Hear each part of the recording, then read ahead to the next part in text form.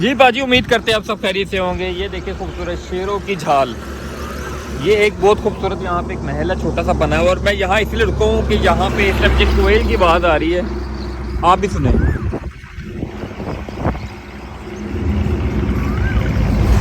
बड़ी खूबसूरत सी आवाज़ आ रही, स्टेप पे स्टेप कर रहे हैं। और ये छोटी सी एक, मैं आपको तालाब कह ले, नहर कह ले, कुछ भी कह सकते हैं। ये झेलों की खाल, शेरों की खाल के पास ये एक छोटी सी खूबसूरत सी नहर है। और ये आपके भाई की पूरी तैयारी में।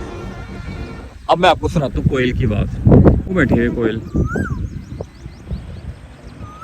हाँ हाँ हाँ, ये आप देख रहे हैं।